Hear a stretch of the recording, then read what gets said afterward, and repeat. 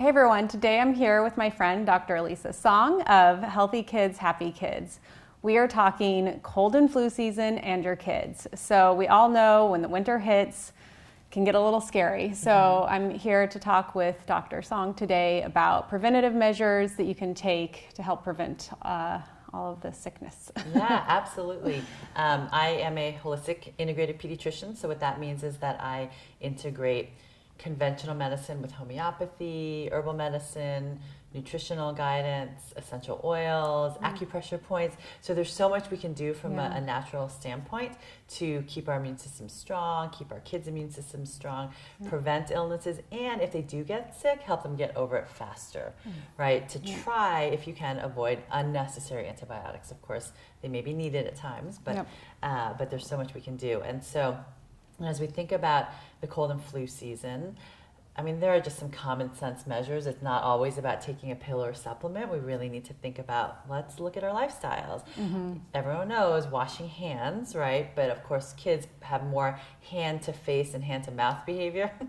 So just really talking with your kids about, these germs live under our nails and our hands. Let's wash frequently. One of the best things to do is to actually use a saline nasal spray. I happen to like one called X-Clear, X-L-E-A-R.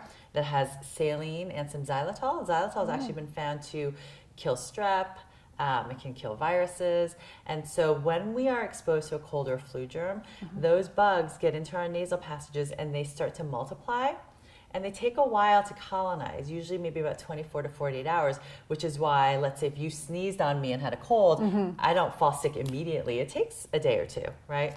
So if we can flush out those germs before they start to grow and colonize, that's one of the most preventive things you can do, right? The other thing, really focusing on, of course, I want your kids to eat healthy all the time, but during the cold and flu season especially, sugar is so inflammatory, so really reducing that sugar load, because if your body's trying to combat the inflammation from sugar, it's not going to have a lot of immune system reserve left to fight, to ward off those infections. And sleep. Right? Sleep and exercise. I mean, if you could bottle up the benefits of sleep and exercise in a pill, that would probably be the magic bullet for everybody, right? Yeah. But you can't swallow an exercise and a sleep pill. You just have to do it.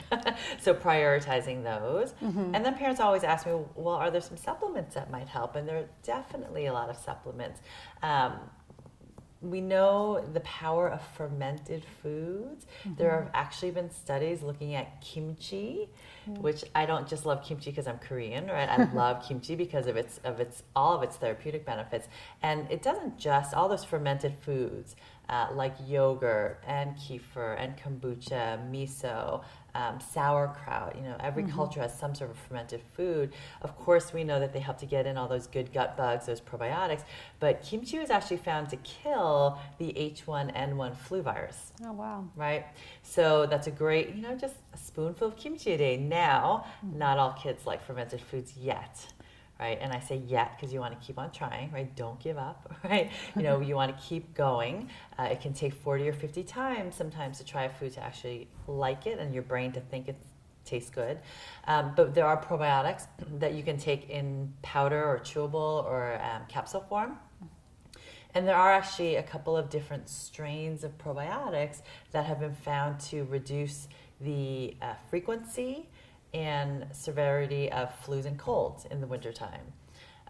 There are a wide variety of probiotics available, and it can be hard to choose and select.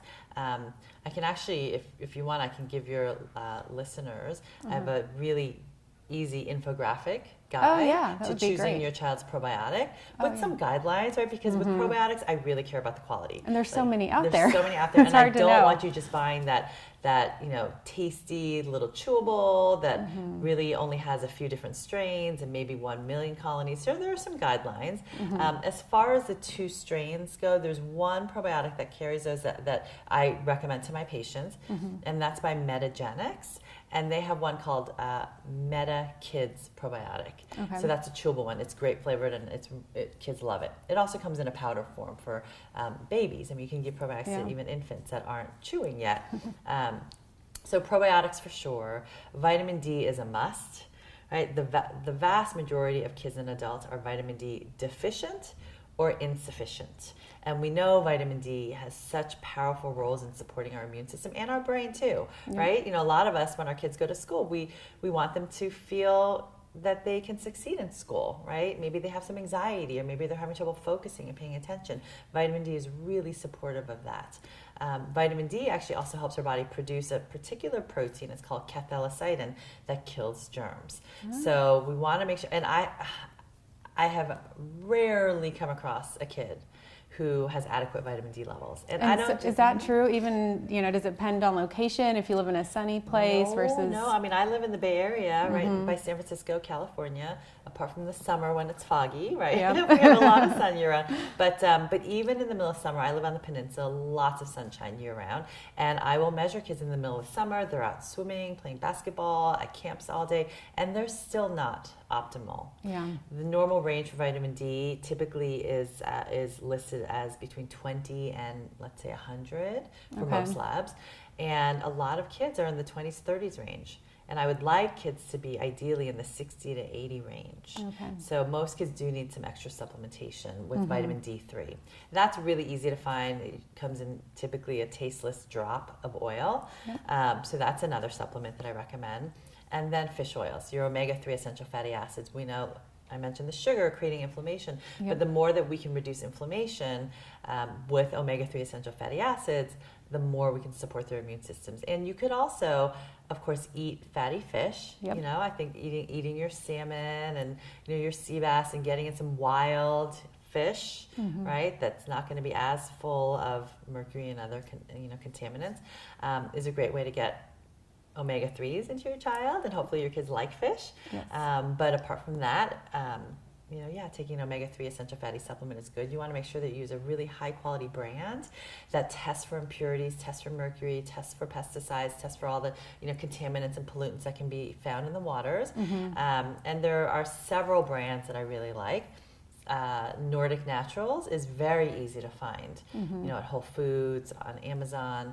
You want to be careful when you buy on Amazon. I tell my patients, just be careful, because a lot of third-party vendors on Amazon, you just don't know how they're storing their supplements.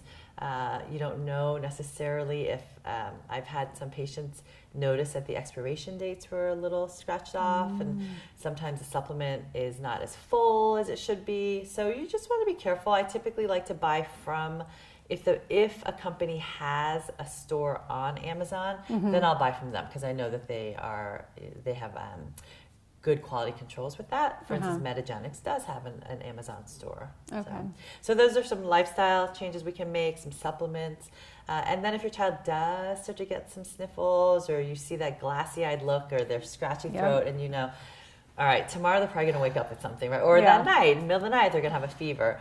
There's a lot of things we can do from a more holistic, natural standpoint to speed up their recovery, not suppress their symptoms, but really help their immune systems get through it faster. Right? Just one of my favorite is homeopathic oscillococcinum. That's when you go to Whole Foods during the cold and flu season, you will see that at every checkout stand. It comes in little tubes. It tastes really sweet, but it's homeopathic. It's a homeopathic flu remedy, and there are actually some really good evidence-based studies showing that when you take oscillococcinum at the beginning of your flu, it will compress the time your symptoms, compared with the placebo group that didn't get any treatment, resolve 24 to 48 hours faster. Wow. So, if you can get over the flu faster, even better, right? I typically do, if you're listening to this during the flu season, I typically do a cold and flu, kind of how to get your child through the cold and flu season naturally, free masterclass. So depending on what time of year you're at, that might be something to listen to, because I go through a lot more tips, and we spend, an hour together, just teaching and then answering questions. But I would say have oscillococcinum on hand, get your vitamin D in, probiotics and fish oils, and of course make sure that you're doing all of those lifestyle factors that keep us healthy. Great, and we'll of course link all of that below, including a link to your masterclass, so people can check that out. The other, I also, with the oscillococcinum, there are a lot of other things that we can do. Of course, as parents, we worry whenever our kids are sick, not just with the flu, but if they're vomiting or have diarrhea, or if they have a sore throat or pink eyes, and what can we do to try to minimize antibiotic use? So I have a course for parents to teach them everything I do in the office, right? Everything I teach my parents in the office, I put it online so parents can learn how to use homeopathic remedies, essential oils, herbal medicines, acupressure points, nutritional guidelines for the most common acute care conditions that kids will have. And then I also walk through with parents, well, how do you know when antibiotics are necessary? Because sometimes they are, right? Yeah. And if they are necessary, we know how much antibiotics disrupt the gut microbiome and the implications that has for future health. So how do you restore your gut health and gut microbiome? Yeah. Because that, if you go into an illness with education, and even if your kid needs antibiotics, then great, we can do some mop up and get your kids back to being super healthy again. So something you mentioned there was essential oils. So what role do those play in either prevention or, when something comes up? So essential oils, there are some that, there are different combinations of essential oils that have been found to really help with boosting the immune system, warding off viral infections, even bacterial infections. Some of them even kill viruses and bacteria and yeast, like tea tree essential oil. They can be a great way. Some parents will diffuse. There are various combinations. doTERRA is a company that has On Guard. Young Living has their Thieves oil. This was used actually, during the plague, where thieves would literally rub it under their nose because they had all these, sadly, these dead bodies that were passing infections, or these sick people, and that would help prevent them from getting sick. Wow. So that's why it was named Thieves Oil.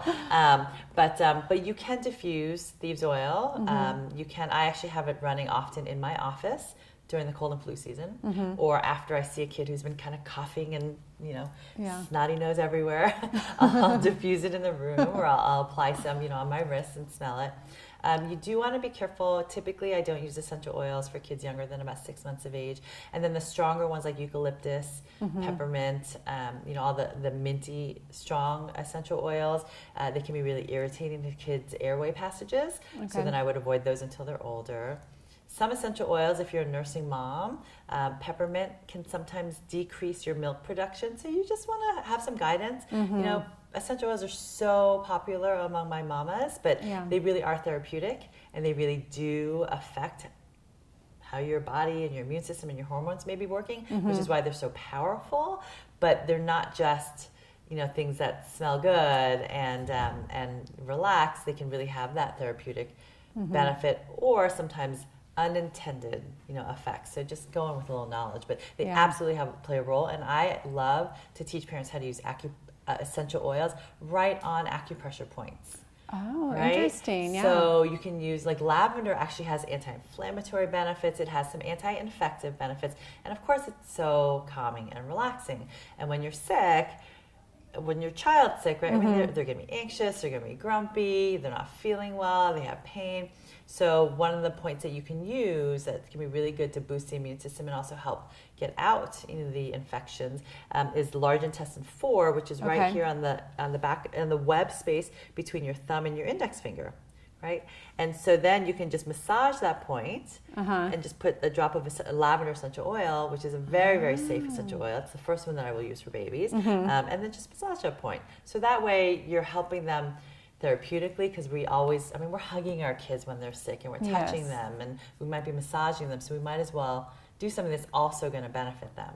Yeah, that sounds great. Wow, these are so many great tips to help for cold and flu season. And like I mentioned, we'll have all of the resources linked below.